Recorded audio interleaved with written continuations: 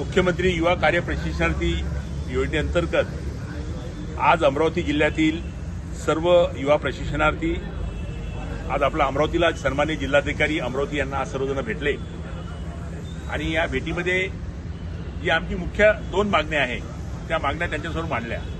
त्यामध्ये सर्वात महत्त्वाची मागणी अशी गेल्या 4 ते 5 महिन्यापासून कित्येक युवा प्रशिक्षणार्थी पेमेंट झाले नाही। ते पेमेंट न झाल्यामुळं आज त्यांची संध्याकाळी चूल पेटणं अशी कठीण झाली अशी परिस्थिती निर्माण झालेली आहे।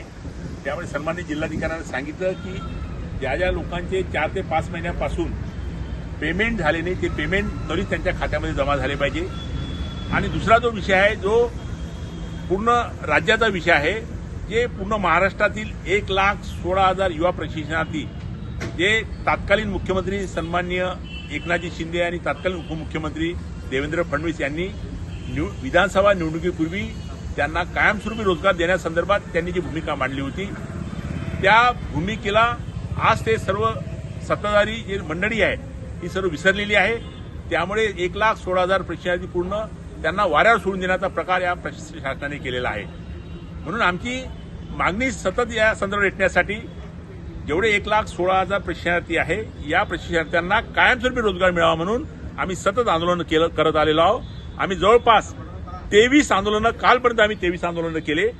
त्या आंदोलनामध्ये आमची एकमेव मागणी होती की 1,16,000 युवा प्रशिक्षणार्थी यांना त्या आस्थापनेमध्ये कायमस्वरूपी रोजगार मिळाला पाहिजे आणि त्यांना जे 6,000, 8,000, 10,000, 12,000 रुपये पेमेंट मिळते तो पगार दुप्पट झाला पाहिजे ही एवढी आमची मुख्य मागणी होती। परंतु त्या मागणीला या सत्ताधारी प्रशासनाने अक्षरशः दुर्लक्ष केलेलं आहे। तरीही आमची ही मागणी आम्ही सतत पूर्ण महाराष्ट्रातील तमाम सर्व युवा प्रशिक्षणार्थी आम्ही ही मागणी रेटत राहणार आहोत जोपर्यंत आम्हाला न्याय मिळत नाही। कारण या आस्थापनेमध्ये जे लोक ज्या युवा प्रशिक्षणार्थी काम केलं आहे ते तो विभाग ती आस्थापना यांनी अतिशय पारदर्शकपणे चालवली, कार्यक्षम झाली आणि या त्यांच्या कार्यक्षमतेमुळे पूर्ण प्रशासन कार्यक्षम झालं, याचा फायदा सरकारला झाला, यामध्ये तीळमात्र शंका नाही। असं असताना सुद्धा या तरुण मुला मुलींना अक्षरशः सत्ताधारी प्रशासनाने वाऱ्यावर सोडून देण्याचा प्रकार चालवला ही बाब अत्यंत निंदनीय आणि निषेधार्थ आहे। म्हणून आम्ही सर्व महाराष्ट्रातील सर्व युवा प्रशिक्षणार्थी आणि त्यांचे नेतृत्व आम्ही ठरवलं की जोपर्यंत यांना न्याय मिळत नाही तोपर्यंत ही मागणी रेटून धरायची आणि या सर्व युवा प्रशिक्षणार्थ्यांना कायमस्वरूपी रोजगार देण्यासंदर्भातली भूमिका आम्ही ताठ मानेने प्रशासनावर मांडण्याची ही भूमिका आम्ही ठरवली आहे। धन्यवाद। जय महाराष्ट्र।